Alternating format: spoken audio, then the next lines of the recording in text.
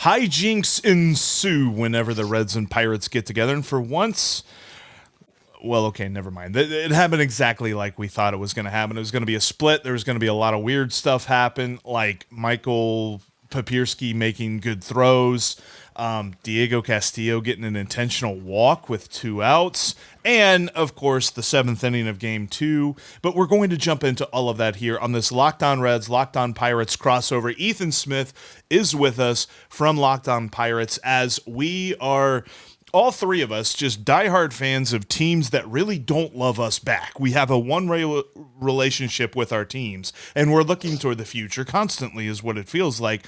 We will talk about all of that in today's episode. Thank you so much for making Locked On Reds and Locked On Pirates your first listen of the day. We're part of the Locked On Podcast Network, your team every day. And today we are brought to you by the Sports Card Investor app. Coming up later on here in the show, we're going to tell you about this awesome new tool for sports card collectors that will help you fill out your collection at the Sports Card Investor app. But we've got to start off. I mean, it's a doubleheader. It's an impromptu. I mean, not impromptu. It was scheduled, but one of those weird things where it should have been an off day for both these teams, and they're like, okay, let's throw 2 games on the schedule because we messed up the early part of the schedule with the lockout. And so you're talking about 11 games in 10 days for the Reds.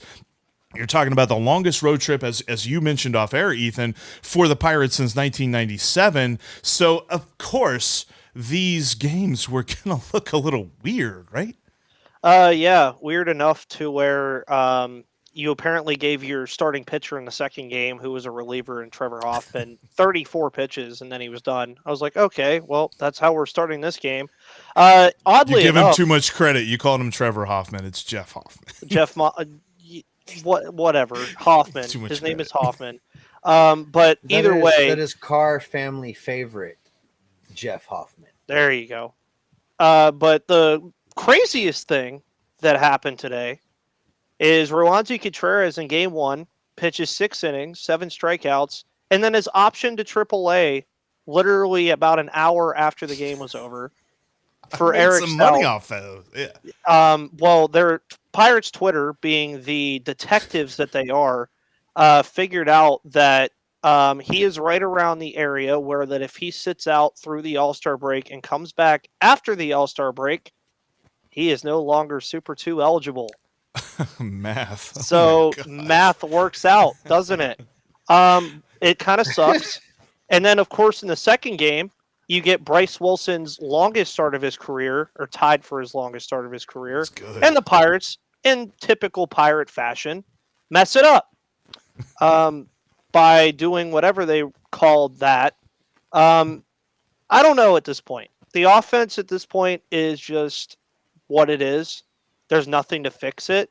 They're just, I don't, after you get past the first 4 hitters, who cares? The only guy you have to worry about is O'Neal Cruz at that point. And even then, right now, you don't have to really worry about him. But as you said, hijinks abound. I expected a split from this. Of course, as you mentioned, and I mentioned, very long road trip for the Pirates. They will not be back home until after the All-Star break. So season ticket holders, you can kiss July goodbye for the most part. And 4 games in 48 hours after the 16-0 shellacking that was yesterday to the Yankees, or at the time of recording yesterday to the Yankees. But and as the Pirates play-by-play guy on TV said, this is ridiculous. As he was talking about Josh Van Meter pitching, which the critically acclaimed reporter John Heyman decided he wanted to bring up, to which I fired back and said, "You were very quiet when we beat you on Tuesday." And people were like, "Why'd you say we?" I said, "Well, according to John Heyman and most of the beat or major writers, baseball only exists in 2 cities, and that's New York and Los Angeles." That's where I rest my case. That's true. And I mean, hijinks ensue, Steve. No, it's the Reds had no idea who's pitching. That's right. There was so much shenanigans. I mean, listen, apparently, like, they're adding Luis Cessa to the injured list whilst he's on the mound in game 1. Games, yeah. I don't have any idea. David Bell had no idea who was going to pitch in game 2. He said that. Just envisioned, that's what he said. And I just envisioned, now listen, I don't believe that this phone call actually took place, but I like to picture in my head David Bell waking up this morning or yesterday morning and being like, okay, hey, doubleheader today. He gets on his phone.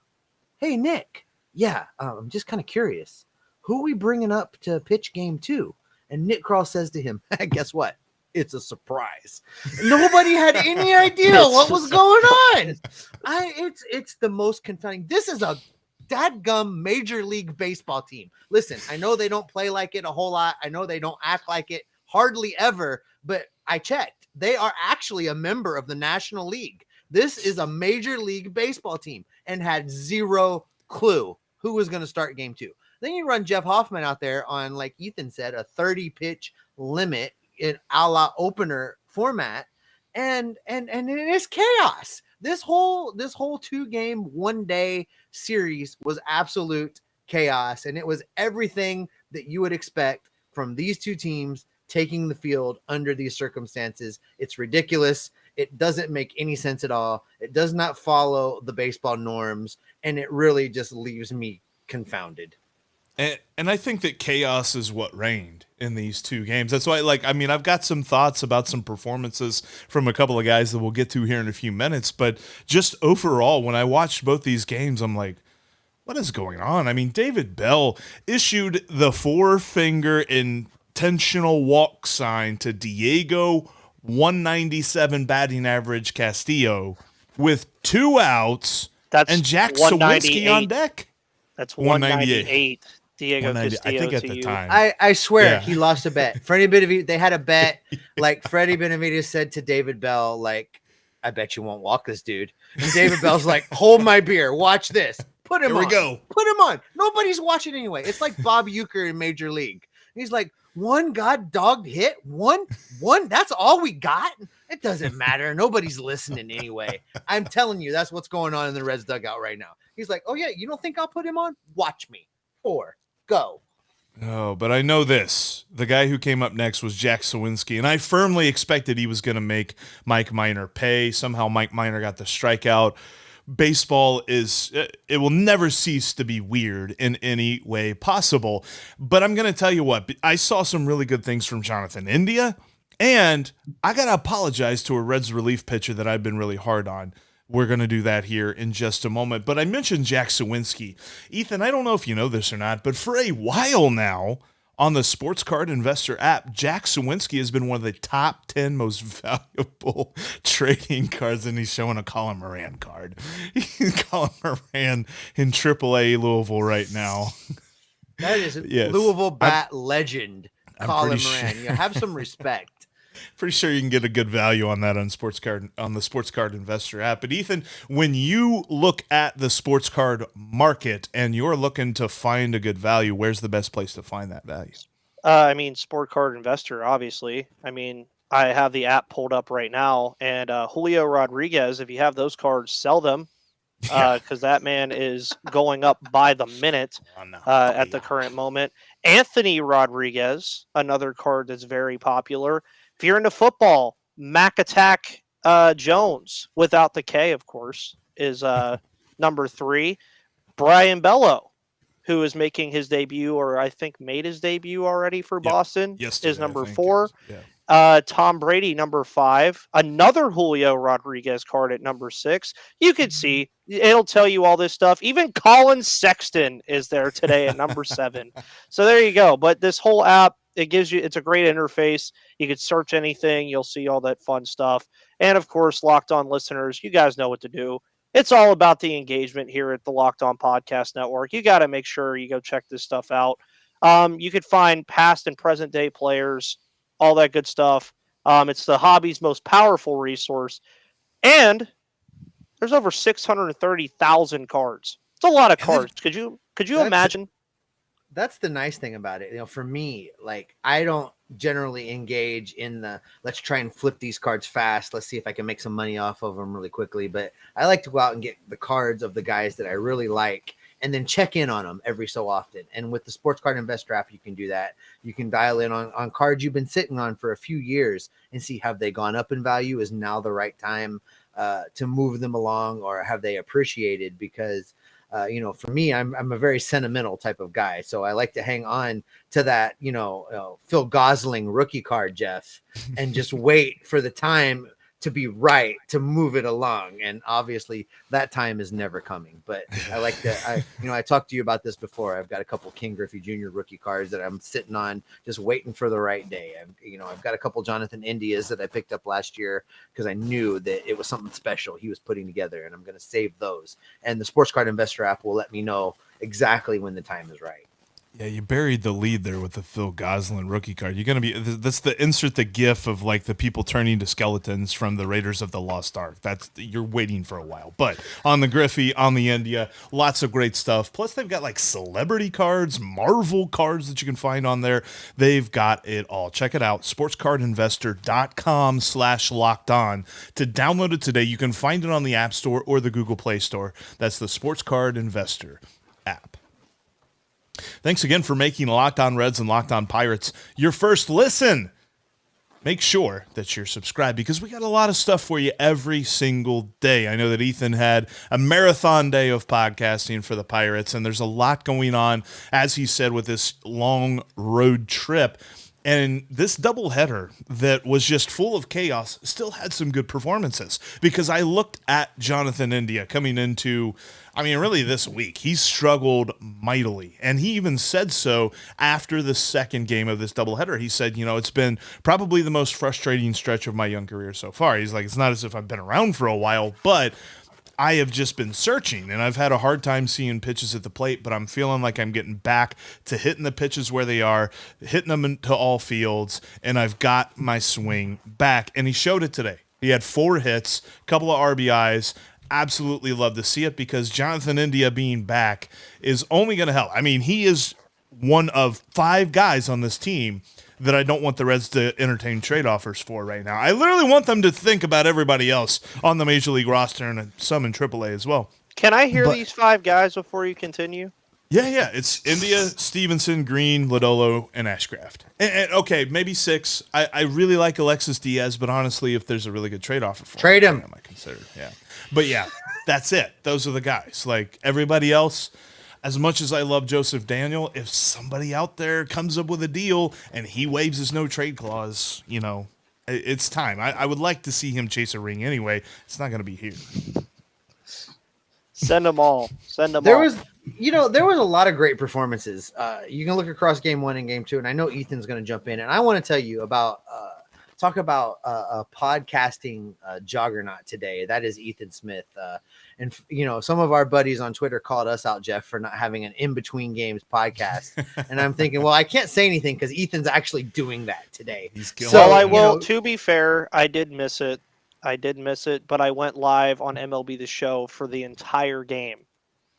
Okay, see, so you're going the extra mile, and I really do appreciate that. But Jeff's talking about guys that really delivered over the course of these 2 games. And the first game, we lost that game. There was a lot in that game to unpack. But in the second game, I could not be more excited to see Brandon Drury go 2 for 4 with 2 RBIs because raise that trade value, sell him high, get him the hell out of here, trade him for whatever we can get, do it today. Secondly, the surprise of the night for me is Duggar coming in for 3.2 innings pitched, striking out 5 guys. Now, he walked 2 in that same time frame, but he struck out 5 guys. Yes, give me some more of that. That for me was the surprise performance of the night. I did not see that coming. I did not expect it. And it was a welcome surprise in this ridiculousness of a doubleheader that we played today with the Pittsburgh Pirates. Yeah, I also looked at, on the pitching side of things, Revar Sanmartin, because he's a guy that I've been really hard on. And I don't know, maybe it's just when he pitches against the Pirates, because I did look this up. He's now got 14 and a third career innings against the Pirates, and he's given up 2 earned runs. So I think it's just the Pirates. But he pitched really well, 2 2/3, had 3 strikeouts, nobody on base at all whatsoever against him. So I love to see that kind of a performance.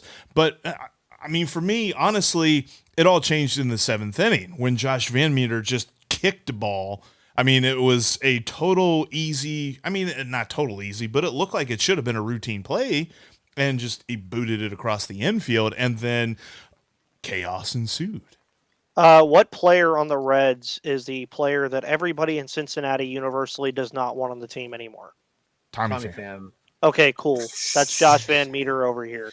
Um, because you bring up the kicked ball that was first, but then to me the even bigger play of that inning was when him and Ben Gamble had that miscommunication on that blooper, and as soon as that happened, I said, "Here we go."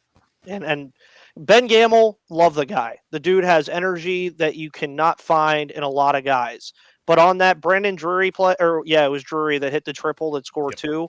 Mm-hmm. Just keep that ball in front of you, dude. I know if you make that play, that's a play of the year candidate. You save the runs and stuff like that. But that was one of those plays where, to me, keep the ball in front of you because personally, I don't think they go home on that play, Yeah. really, with how deep it was, especially if you fielded any sort of correctly. And even if they do, Gamble has a pretty decent arm.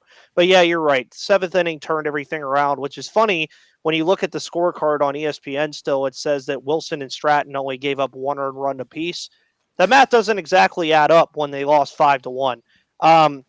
Another fun tidbit before that inning started that I thought was really hilarious. The two teams had one run each, 5 hits each, and 1 error each. They were equally as horrible. Which is the question that I have is if the Pirates and the Reds combined, how many wins would they have? You talking about like combine the rosters? If they just combined the rosters and took the best players from both of the rosters and made a lineup, how many wins would they have? Well, you'd have a better lineup for sure, and Well, you'd have a lineup of like Jonathan India, Hayes, Reynolds, Nyquist. I think we'd still be last Drury. place in the division. Even if you Yeah. combine those two teams, it would still be a last place team. Fair. Yeah. Just They'd be a because there's no third-place bullpen team, whatsoever. I mean, there's Bednar, and that's it as far as the Yeah. bullpen. Like, because there's nobody on this Reds bullpen that I'm like, because when Bednar came out in the first game, I'm like, yeah, that's the guy right there. Like, there's nobody that's a guy in this Reds bullpen, and they've showed it all year.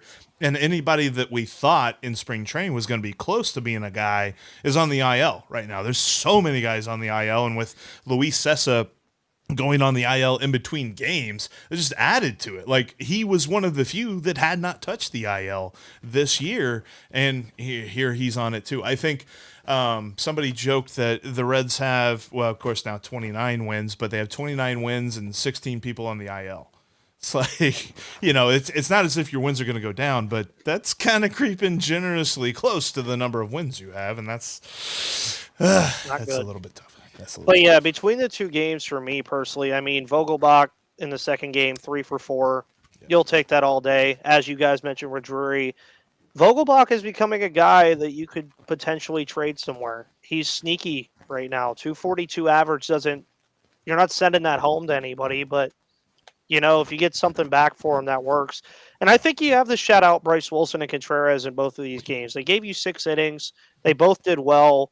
Of course, the result for Wilson wasn't the same, but I mean, both of those guys did what they were supposed to do.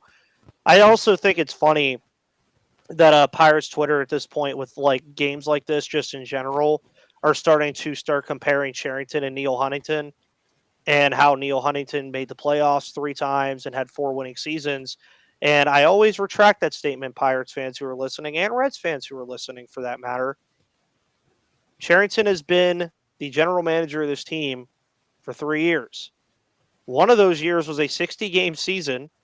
The second one was a season that didn't start on time, and another one this year that did not start on time. The guy has literally not been the general manager of the team in a normal year since he started. And this is also considering that the team that you see now that Jeff called fun a week ago is only going to get more fun. I mean, you have so many guys to choose from moving into next year. There's still way too much time to put the writing on the wall on a general manager that has Jason DeLay at catcher right now. Ethan, I want to unpack that for just a second, because right now in Cincinnati, I am ready to run Nick Krall out of town on the rails, our general manager. But he's been in a very similar situation. Dick Williams steps away. Nick Krall takes over in what is not normal baseball time.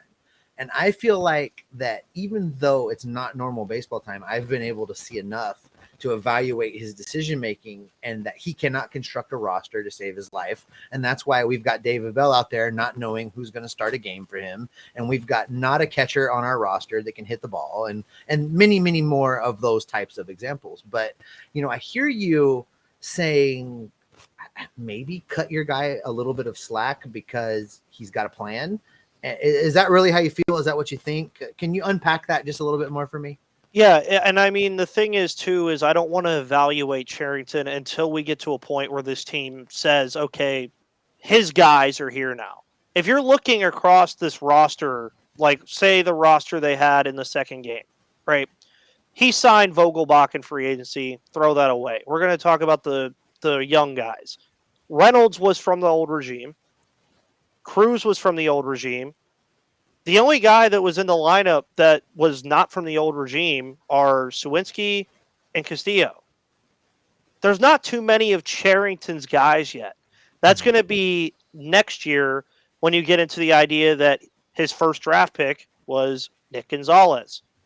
He's also drafted Henry Davis, Anthony Solometto, who's looking like Shohei Ohtani light down there at the FCL right now. And you look at what he inherited, and everybody said, well, he had Musgrove, Talio, and Bell, and he traded all of them away. Those guys weren't winning anything together. That was the right move at the time to get whatever you could out of those guys and cut your losses and call it a day.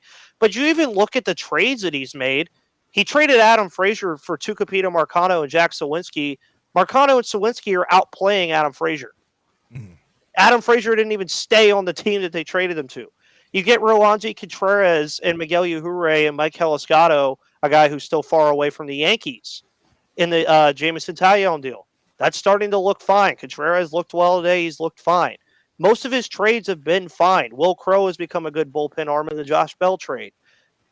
All I could say to Reds and Pirates fans at this point with the general managers, I don't know how it is for Cincinnati, but for Pittsburgh, more in particular, I'm not judging him until his guys come up here. We see a kind of winner being formed. Then I will judge it based off of the free agent signings, the trades that he makes. Because that's where Neil Huntington messed up, i.e. Chris Archer. And I want to jump into some of that here, especially kind of some more moves that Cherington can make this season and what Nick Krall is going to do this season as well, coming up here in just a moment. But I first got to shout out Built Bar because coconut brownie chunk. Do you like coconut? I love coconut. Coconut's amazing. Hey, listen, I live in Hawaii. Coconut reigns. Coconut, awesome. That's brownie? The only reason he's happy for everybody listening is because he lives in Hawaii. It's the only reason there's a smile on his face right now. Yes. Brownie, awesome. And then they put it all in a puff. I mean, the puff bar is the Hawaii of Built Bars. It really is. Like, I love the puffs. All of the puffs. You're talking about banana cream pie. You're talking about coconut puff. Now they took coconut brownie, which by itself on a bar, it was pretty good last year when they made it. Now they made a puff out of it. Sign me up. I'm sure that they're not going to be there for long, though. You better get to Built.com and get them today. Plus, you can use the promo code LOCKED15, and you'll save 15% off that order. Because when you look at the puffs, marshmallow, covered in 100% real chocolate, with the kind of statistics that every single general manager would want on their team.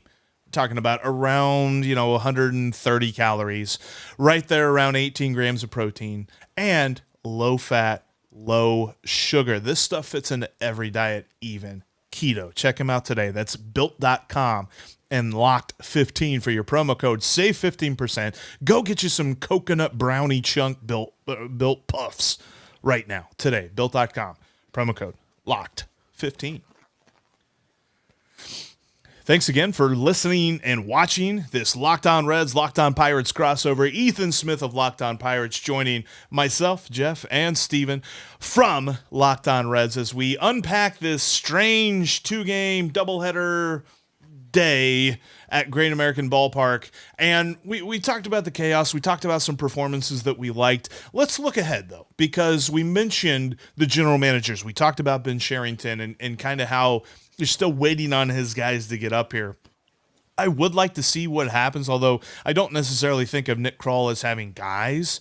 Like, and maybe that's unfair, but I look at Nick Kroll and I look at why he was promoted to general manager, and I just don't think it has anything to do other than the fact he does not push back on ownership. So, with that in mind, how they attack this trade deadline is super important to the future of this franchise because we've earmarked 2024. And I think part of the reason I said that the Pirates are fun and I'm jealous of the Pirates is because I really believe they can earmark next year. They can really make some moves. I don't know if it starts with this trade deadline or if they're probably looking more to the offseason, but maybe you can speak more to that. Are they going to begin the process of transitioning to a more competitive team this trade deadline season? This is going to sound really weird, but a lot of it kind of hinges on what you guys do. Yeah. Because our main trade piece also happens to be a starting pitcher. He just happens to be a much older starting pitcher who has still consistently been good in Jose Quintana. But Reds fans already know this. Luis Castillo is the prize of the starting pitching trade market. Yeah. Wherever he goes, whatever teams don't get him are going to immediately start looking below that. That's where the Pirates come in with Quintana. That's where the A's come in with Frankie Montas and JP Winkledine and all those guys that they have over there. It's going to be very interesting because I think Quintana is like the one guy I'd be like, okay, this is fine. You're supposed to trade him. Right. They could even extend him if they want to. They have that option. Chris Stratton, who you saw tonight, he's been off and on, but I think they still try to move him. There's no guy, though, that I feel comfortable with the Pirates moving on from that is okay. Like, Brian Reynolds has been brought up again. If I had a freaking dime for every time I see a Brian Reynolds of the Yankees trade, I'd be rich. I wouldn't even I would do this for free because I wouldn't need Sounds it about anymore. right. But Brian Reynolds, I can't justify trading the guy. And I actually asked a question while I was on that live stream today that I did during the game. What teams does Brian Reynolds not start on in Major League Baseball? I think he starts for everybody. I mean, he's one of the only couple I mentioned, and the only one that came to my head immediately was Toronto, because they have Springer, Hernandez, and Lourdes Gurriel. That's literally the only reason. And then at that point, who cares? That's why the DH exists. But David Bednar has been thrown in the mix. I saw Bleacher Report throw him out for Minnesota because Minnesota has been a surprise team, but their bullpen outside of Johan Duran is absolutely terrible. But other than that, I mean, maybe Vogelbach, maybe Gamble, but there's not a ton to really do. So if I were the Pirates, stand pat, maybe trade Quintana, but I think it all starts really in the offseason, especially fixing this catcher position and fixing the bullpen. I think that's where you have to start, but I think they definitely will push it back.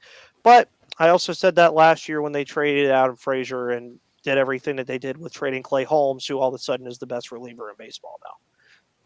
And you know, Jeff, and you can, and by all means, jump in when you disagree with me. But for me, you know, Nick Kroll has once again the ability to show that he might know a little bit about what he's doing as a front office executive. If he trades Luis Castillo as any part of a package that includes dumping bad contracts, a la Mike Moustakas, it will set up an epic failure for the Cincinnati Reds in this new direction that they insist that they want to go in. I mean, right now, you and I have talked about it on many podcast episodes. We've talked about it with Ethan. If your name is not Green, Ashcraft, Lodolo, Stevenson, or India, you should be available for trade right now, today. They should move everybody that is not nailed down. And those are the 5 guys that are nailed down. Nick Kroll has an absolute obligation to the fans of this team, to the city of Cincinnati, and to the ownership group of the Cincinnati Reds that aren't named Castellini to get the absolute maximum return for all of those guys that don't have those 5 last names. And if Castellini insists on packaging bad contracts with the premier trade chips that this team has, it is going to torpedo the Cincinnati Reds for years to come. No, I 100% agree. And the metaphor of, you know, trade everything that's not nailed down, basically look at this team and say, who's going to be here when they're good again, which we keep saying 2024 is when, honestly, we're hoping when that's going to happen, but it kind of looks like that's going to be the year. So if they're not going to be here in 2024, trade them. And to your point, Ethan, that's why you don't trade Brian Reynolds, and that's why you don't trade David Bednar, because they're going to be there when the Pirates are good again, because the Pirates are going to be good again next year. I hope so. When you I got all choked up thinking about that. So when you look at the moves that these teams need to make, they have to have that in mind, because obviously this is not the year, but they know when the year is, and it's coming up soon.